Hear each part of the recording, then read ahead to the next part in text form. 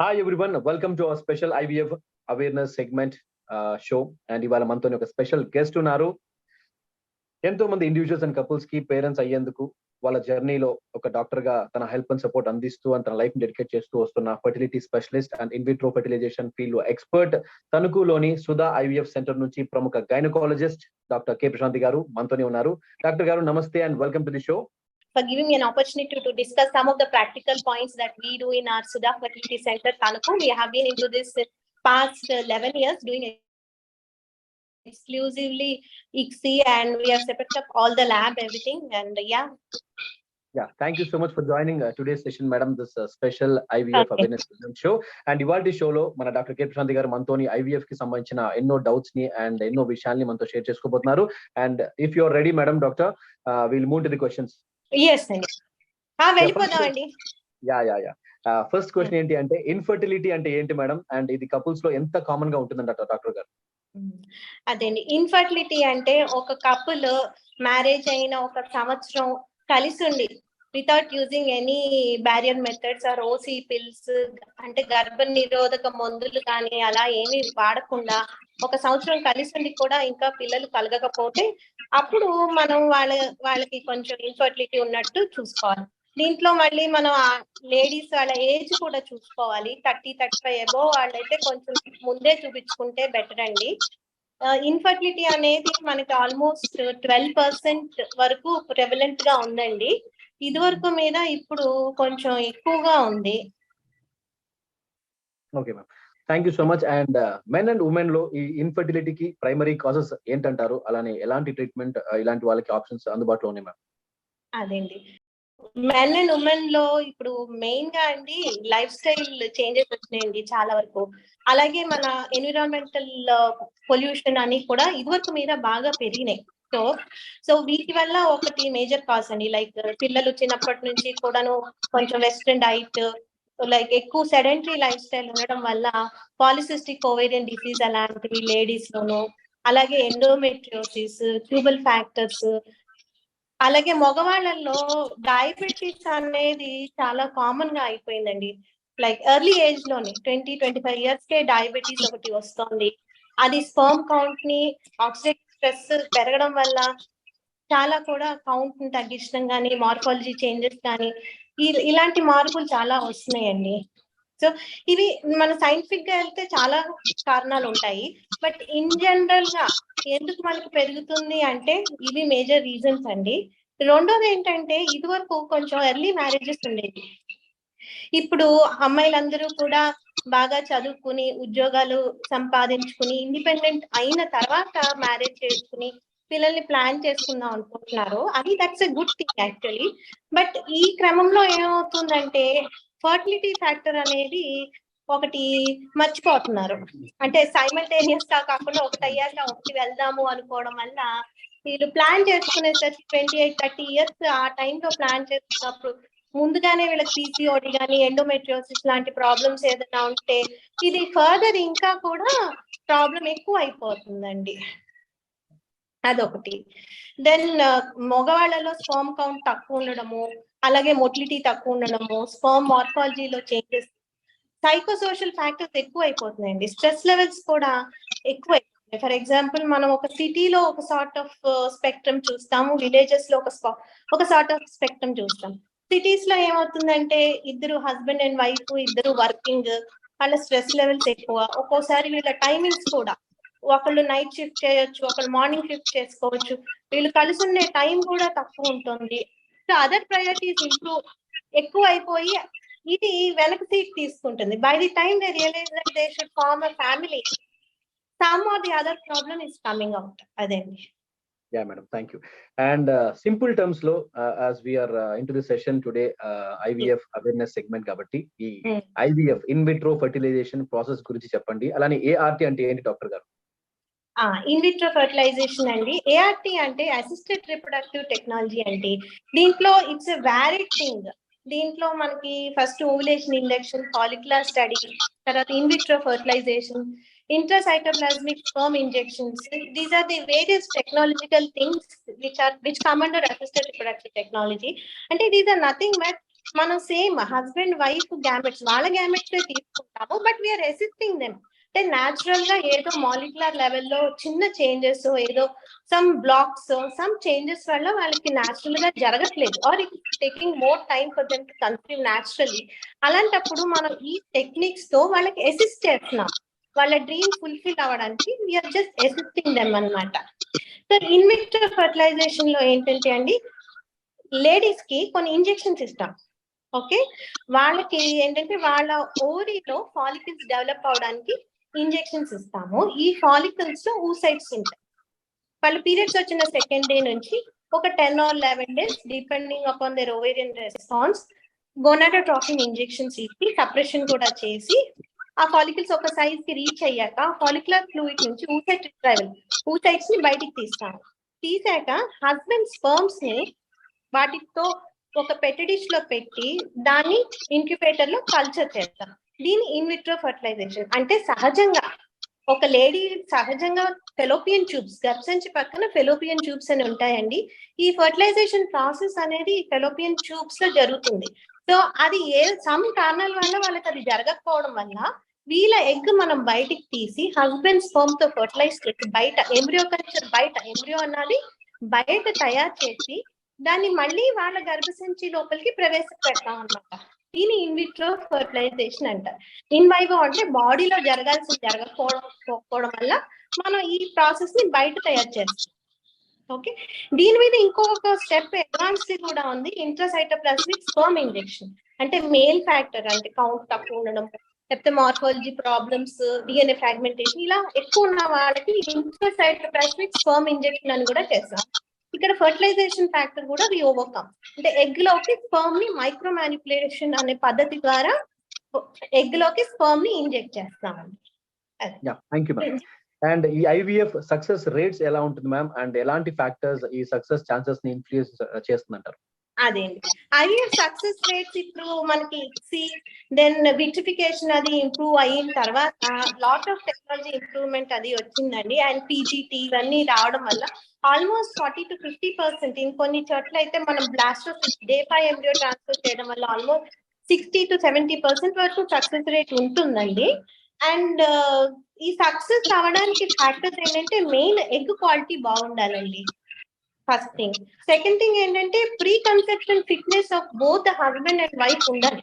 అంటే ఒక ఆప్టిమల్, మనం ఈ ప్రొసీజర్స్ కి వెళ్లే ముందు ఫీమేల్ ఒక ఆప్టిమల్ వెయిట్, వాళ్ళ బాడీ మాస్ ఇండెక్స్ ఆప్టిమల్ లెవెల్లో ఉండాలి. అలాగే మేల్స్ కి షుగర్, ఇంకేదన్నా జనరల్ ప్రాబ్లమ్స్ ఉంటే అవన్నీ కంట్రోల్ చేసుకుని మనం ఈ ప్రొసీజర్ కి ముందుకు వెళ్ళాం. అలాగే వాళ్ళ స్ట్రెస్ లెవెల్స్ కూడా కొంచెం తక్కువ ఉండి దీన్ని ఒక పాజిటివ్ గా తీసుకుని వీళ్ళు ఈ ప్రొసీజర్ కోసం ముందుకు వెళ్ళారనుకో సక్సెస్ రేట్ బాగుంటుందండి. Thank you ma'am. And life style changes లేదా మోడిఫికేషన్స్ అని చెప్తూ ఉంటారు డాక్టర్స్ ఎప్పుడు కూడా చాలా విషయాలకి. అండ్ ఈ ఫెర్టిలిటీని ఇంప్రూవ్ చేసే విధంగా లైఫ్ స్టైల్ మోడిఫికేషన్స్ ఏమైనా ఉంటాయంటారా, లేదా అండ్ ఐవీఎఫ్ తో సక్సెస్ ఛాన్సెస్ ని ఇంప్రూవ్ చేసే విధంగా ఈ లైఫ్ స్టైల్ మోడిఫికేషన్స్ హెల్ప్ అవుతాయి అంటారా? డెఫినెట్ గా హెల్ప్ అవుతాయి. అసలు మనకి వచ్చే ప్రతి పేషెంట్ మనకి ఐవీఎఫ్ వరకు కూడా వెళ్ళక్కర్లేదు, వీళ్ళు లైఫ్ స్టైల్ మోడిఫికేషన్స్ తోనే కొంతమంది కన్సీవ్ అయిపోతారండి. ఫస్ట్ లేడీస్ లో ఏంటంటే వెయిట్ రిడక్షన్ అనేది, వాళ్ళ బిఎంఐ 25 ఆ రేంజ్ లో వాళ్ళు వెయిట్ రెడ్యూస్ అవ్వడము, అలాగే షుగర్, డయాబెటీస్ అలాంటివి ఏదైనా ఉంటే అవన్నీ కంట్రోల్లో ఉంచుకోవడము, మగవారిలో smoking, drinking habits, like occupational hazards ఏమైనా, కెమికల్ ఎక్స్పోజర్ ఇవన్నీ తగ్గించుకోవడము, ప్లస్ వీళ్ళ స్ట్రెస్ లెవెల్స్ తగ్గించుకోవడం అండి, మెయిన్ స్ట్రెస్ లెవెల్స్ తగ్గించుకోవడం. తర్వాత వీళ్ళు తీసుకునే ఫుడ్ కూడా మన ఫ్రెష్ ఫుడ్, ఆర్గానిక్ ఫుడ్, తర్వాత home made food, instead of బయట ఇప్పుడు చూస్తున్నారు కదా ఇలా ఆర్డర్ చేస్తే జొమాటోలో అన్ని వచ్చేస్తున్నాయి, స్విగ్గీ జొమాటోలో. So this is adding on stress to their reproductive health also అండి. అంటే obesity in male, obesity in female definite గా గ్యామెట్స్ ని ఎఫెక్ట్ చేస్తాయి. సో వాళ్ళు ఆ వెయిట్ రిడక్షన్, హెల్తీ ఫుడ్ తీసుకోవడము, స్ట్రెస్ లేకుండా ఉండడము, తర్వాత per day around 7 to 8 hours నిద్ర ఉండాలండి. ఈ ఫ్యాక్టర్స్ అన్ని తీసుకుని వీళ్ళు ఇవి ఫాలో అయ్యి ట్రీట్మెంట్ కి వెళ్తే డెఫినెట్ గా ట్రీట్మెంట్ లో బెటర్ రిజల్ట్స్ ఉంటాయి. మనకి అసలు actually pre conception fitness, pre fertility fitness అని ఇప్పుడు అవేర్నెస్ కూడా పెరుగుతోంది. వీళ్ళు ఈ ట్రీట్మెంట్స్ కి వెళ్లే లోపు వీళ్ళ వైపు నుంచి చేసుకుని వెళ్తే డెఫినెట్ గా రిజల్ట్ బాగుంటుందండి. Yeah, thank you ma'am. And IVF అనగానే ఏదో కాస్ట్ తో కూడుకున్న ఒక విషయం అని చెప్పేసి అందరూ చాలా మంది అఫోర్డ్ చేయలేమని భయపడుతూ ఉంటారు. సో అలాంటి వాళ్ళకి ఒక క్వశ్చన్ ద్వారా మీరు సమాధానం చెప్పాలి. అంటే ఈ ఐవీఎఫ్ ట్రీట్మెంట్ కి వెళ్దాం అనుకునే వాళ్ళు, అలాంటి వాళ్ళకి ఏదైనా ఫైనాన్షియల్ కన్సిడరేషన్స్ కానీ లేదా అసిస్టెన్స్ ఆప్షన్స్ కానీ అవైలబుల్ ఉందా డాక్టర్? అదేండి, మన కంట్రీలో ఇంకా మనకి ఐవీఎఫ్ గవర్నమెంట్ సపోర్ట్ అది ఇచ్చే దాంట్లో లేదండి. అబ్రాడ్ లో అయితే అలాంటివి ఉన్నాయి. కాకపోతే ఇక్కడ కొన్ని బ్యాంక్స్ లోన్స్ అవి ఇస్తున్నాయండి, ఫైనాన్షియల్ అసిస్టెన్స్ అది ఇస్తున్నాయి ఈ ప్రొసీజర్స్ కి ముందుకు వెళ్ళడానికి.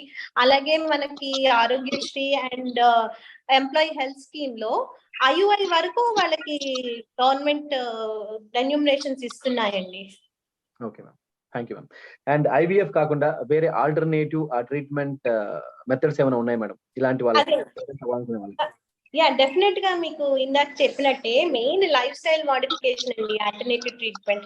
ఆల్టర్నేటివ్ ట్రీట్మెంట్ అంటే ఇందులో కొన్ని definitive depends upon each couple. కొంతమందికి ఏమొచ్చు అంటే వాళ్ళ ఎగ్ కెపాసిటీ టోటల్ గా 0 అయిపోయి, అలాగే మేల్స్ లో స్పర్మ్స్ టోటల్ గా లైక్ అజూస్పర్మియా, ఇలాంటి కేసెస్ లో మనం ఏమీ చేయలేం. కానీ చిన్న ప్రాబ్లమ్స్ ఉన్న వాళ్ళు లైక్ పీసీఓడి వల్ల, ఒబిసిటీ వల్ల, ఆర్ మేల్స్ లో స్మోకింగ్ డ్రింకింగ్ హ్యాబిట్స్ ఉండడం వల్ల, ఆర్ వీళ్ళ స్ట్రెస్ లెవెల్స్ ఎక్కువ ఉండడం వల్ల, ఆర్ వీళ్ళు సరిగ్గా కలిసి ఉండలేకపోవడం వల్ల, అలాంటి ఫ్యాక్టర్స్ లో మన లైఫ్ స్టైల్ మోడిఫికేషన్స్ డెఫినెట్ గా హెల్ప్ చేస్తాయండి.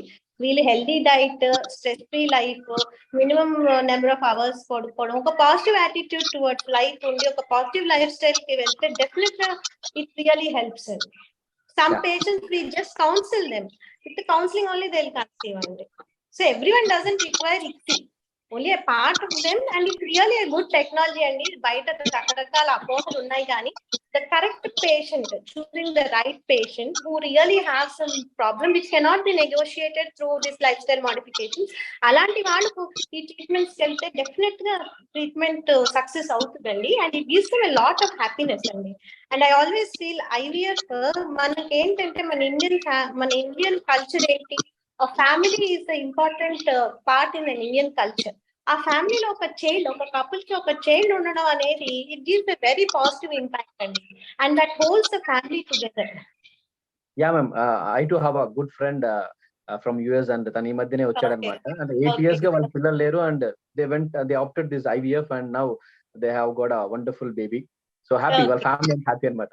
సో ఇప్పుడు మన దగ్గర కూడా కొంచెం దీని మీద అవేర్నెస్ అనేది పెరుగుతోంది, ఆ అపోహలన్నీ కూడా పోతున్నాయి అనిపిస్తుంది.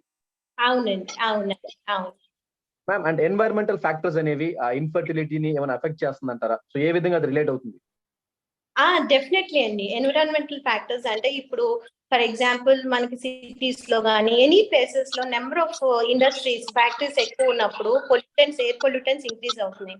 అదే కాకుండా మనం తీసుకునే వాటర్, తర్వాత మనం పెరిగే లైక్ ఈవెన్ ఫర్టిలైజర్ యూజ్, అన్నిట్లో ఫర్టిలైజర్స్ అవి ఎక్కువ యూజ్ చేస్తున్నారు. దెన్ ప్రాసెస్డ్ ఫుడ్ లో రకరకాల అడల్టరెంట్స్, తర్వాత కలర్స్ ఇవన్నీ యాడ్ చేస్తున్నారు. So all these have definitely have some effect on the gametes అండి. ఎందుకంటే world over the sperm count తగ్గుతుంది అని ఒక రీసెర్చ్ గ్లోబల్ వార్మింగ్ అవుతుంది. This is all fossil fuel ఎక్కువ కన్జ్యూమ్ చేస్తున్నాము, అవి రిలీజ్ చేసే పొల్యూటెంట్స్, వీటి అన్నిటి వల్ల ఇన్ జనరల్ గా మనకి ఎన్విరాన్మెంట్ ప్రాబ్లమ్స్, ఎన్విరాన్మెంటల్ ఫ్యాక్టర్స్ వల్ల ఈ ప్రాబ్లం పెరుగుతుందండి. బికాస్ వరల్డ్ ఓవర్ చేసిన రీసెర్చ్ ప్రకారమే మనం స్పర్మ్ కౌంట్ అనేది ఇదివరకు మీద తగ్గింది. ఎందుకంటారు? This is because of environmental factors as well as the dietary factors. Diabetes అనేది ఇప్పుడు చాలా కామన్ గా 20-25 years కి మేల్స్ కి వచ్చేస్తుందండి. So that effects sperms a lot if it is not controlled. Obesity, diabetes, stress. Yeah, thank you madam. And finally one more question. ఈ IVF ద్వారా parents అవ్వాలనుకునే వాళ్ళకి, వాళ్ళ జర్నీని మొదలు పెడుతున్న వాళ్ళకి, ఇండివిజువల్స్ కావచ్చు, కపుల్స్ కావచ్చు, అలాంటి వాళ్ళకి మీరు ఇచ్చే అడ్వైస్ ఏంటి మ్యామ్? అదేండి, if they want to go through, అసలు ఫస్ట్ వాళ్ళు న్యాచురల్ గా ట్రై చేయాలండి. దెన్ ఫెర్టిలిటీ ఫిట్నెస్ తెచ్చుకోవాలి. బోత్ ఆఫ్ ద కపుల్ ఒక ఐడియల్ వెయిట్, స్ట్రెస్ లెవెల్స్ తగ్గించుకుని పాజిటివ్ లైఫ్ స్టైల్ లీడ్ చేసుకున్న తర్వాత ఒక పాజిటివ్ మైండ్ సెట్ ఉండాలి. ఒక నమ్మకంతో ఈ ట్రీట్మెంట్ కి వెళ్ళాలండి. సెకండ్ థింగ్ అంటే ప్రాక్టికల్ గా ఉండాలి. దీనికి ఒక్కోసారి 50% ఫస్ట్ అటెంప్ట్ లోనే పాజిటివ్ రావచ్చు, కొంతమందికి ట్వైస్ ఆర్ థ్రైస్ ట్రై చేసాకే పాజిటివ్ వస్తుంది.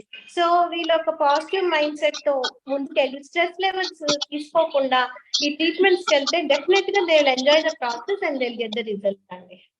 Yeah, thank you so much, ma'am. And Dr. K. Prashanti Garu, once again, we heartfully thank you so much for your time and joining this session, this wonderful IVF awareness segment.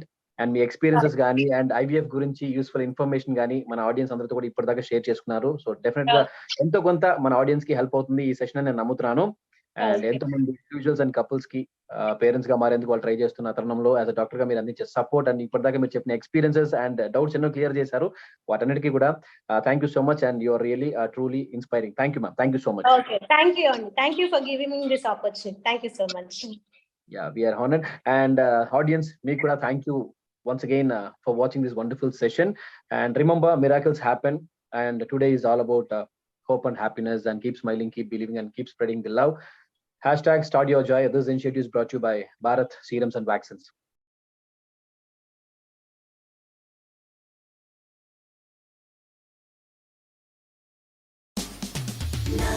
92